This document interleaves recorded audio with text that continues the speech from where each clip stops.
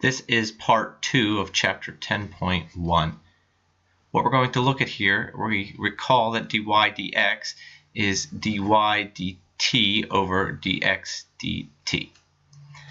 Now, the second thing we're going to look at, and this is the thing that most people make a mistake on in this particular section, is this is not going to be just the derivative of the top over the derivative of the bottom.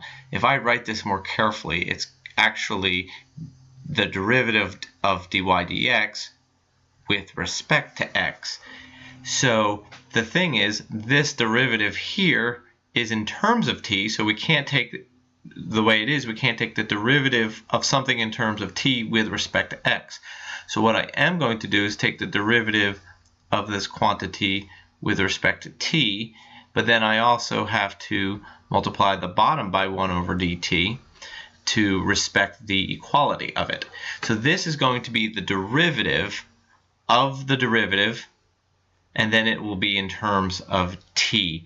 So it's important that we remember what this gives us. Obviously, it's the rate at which the slope changes, and visually that would come out to be concavity. So if the slope is increasing, then it will come across as a concave up. And if the slope is decreasing, it'll come out concave down. So that's one of the things that this thing provides. Let's employ this on the example 1 that we worked in the first video. We found that dy dx was the derivative of y with respect to t, so 2t over the derivative of x with respect to t, which was 2, and that simplified to t. So now when we find d squared y with respect to x twice, we're going to do the derivative with respect to t of dy dx, and then again the part that people forget is to have dx dt at the bottom to maintain equality. So we're taking the derivative with respect to t of t, and then dx dt at the bottom is equal to 2. So in doing the operation, we have 1 over 2. That number is important, not because it's equal to 1/2 or even that it's not 0. The reason this is important is because it's positive. And because it's positive, it tells us that the graph, which we saw in the last video, this piece of the parabola, is always concave up. And you can see that here. In example 2, we're going to do it similarly. Dy dx is equal to, this is a repeat, a cosine t over negative a sine t, and that simplifies to negative cotangent rather of t.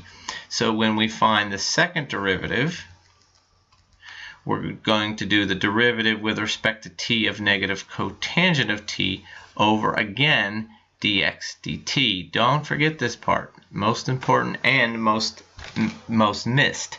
So the derivative of the top here is going to be positive cosecant squared of t.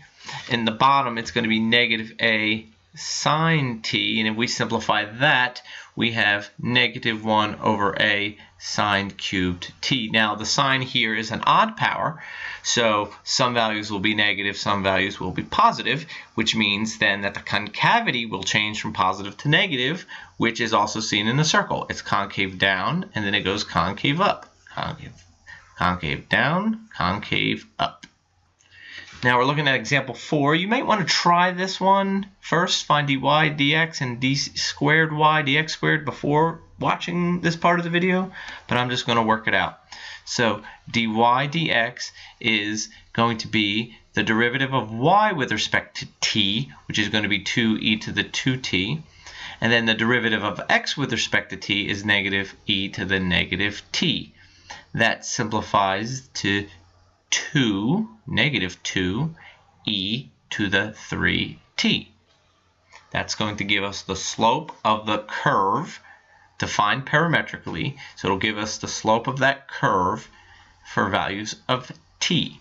Now, d squared y dx squared will tell us something about the concavity. So we're going to take the derivative with respect to t of negative 2e to the 3t. Don't stop there. dx dt. So this is going to be negative 6 e to the 3t over what we found here was negative e to the negative t. Simplifying that gives us 6 e to the 4t. That is a 4, not a 9. 6 e to the 4t. That's important because it's greater than 0. That tells us that the curve C will be concave up for all values of